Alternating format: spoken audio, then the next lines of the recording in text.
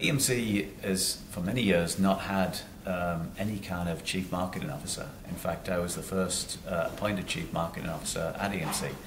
And the reason, I think, is quite simple, in that the company strategy has changed really from kind of building and selling products. Over the years, we've diversified the portfolio, and the top-level strategy for the company is really now much more aspirational. It's around moving IT organizations to cloud computing.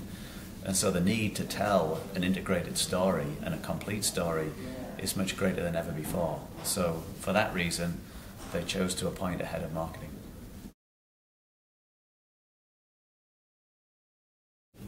So we have big plans for Asia Pacific. I think if you just look at the economic environment, I would say Asia Pacific is probably better placed than most. I mean, clearly China is a massive opportunity.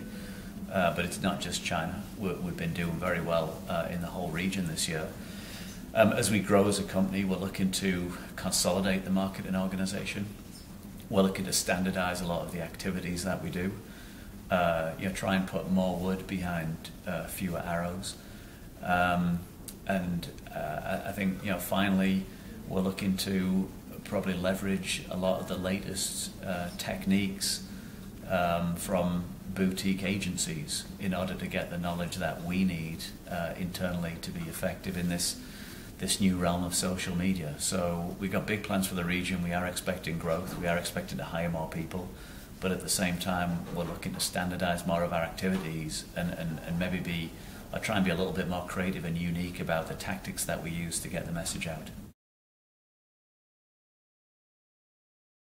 And what we start to see happening over the coming year is that social media will increasingly be used to really engage folks in a sales cycle. We believe very strongly that social media will be used for selling as well as getting the word out. And so, looking to next year, we certainly plan to up our efforts in the realm of social marketing, but also extend that over to social selling. And it represents its own unique challenge. I believe social media is going to move from pure buzz towards demand creation and selling. And this is scary, I think, for most marketers, because for many years we've been used to collecting email addresses. And if we spam 1 million people and we get 100 people responding, then we'd consider that to be a successful email campaign. I firmly believe that email is at the end of the road in terms of a mass marketing vehicle. That the communication has to move to social. And so instead of email addresses, we'll be after much more kind of Twitter handles and friends and followers. And we've really got to engage people. People's Twitter account is the same for business and for personal use. And so if you're a little bit too aggressive promoting and pushing or selling, then you're going to turn people off and your campaign's going to fail. So we've got to have this gentle balance between selling and rich content to engage people in a conversation. And we're even looking out as far as maybe setting up social selling groups. When you think today we have telesales and telemarketing, but what does that look like when you don't have a telephone? Those are the kind of teams that we need to start establishing if we're to be successful in the world of social media.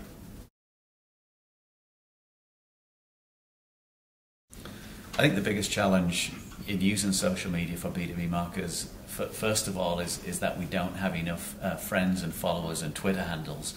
We've got a bunch of email addresses and mailing addresses, so there's a job of befriending people or attracting followers. That is not trivial to do, because there is very much a permission-based approach to marketing in the world of social media. Nobody's going to follow me if I don't offer up anything of use or any good quality or high quality content.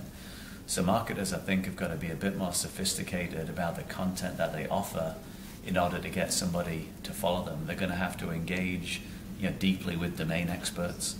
And I think marketers are going to have to be more patient. It's not a hit and run exercise. It's an ongoing conversation, and marketers, I think, need to become experts at nurturing leads to the point where they're ready to make a decision to buy. So the first big social campaign we did was around our mega launch earlier this year. We did physical events. We did them in London, we did them in Singapore, we did them in New York. but we had a big online component. We really wanted to generate a buzz around the event. We wanted to engage people. We wanted to get them excited about the event. We wanted to let them know that something big was going to happen. And so we did the viral videos. We teased people with our Record Breakers theme, and we got people really looking forward to the event. At the event, we broke world records. We produced viral videos of those records being broken. And although we attracted a few thousand people at the physical events, we got hundreds of thousands and indeed millions of people looking at the videos that we posted online. So I'd say that's probably our biggest and our most successful social campaign today.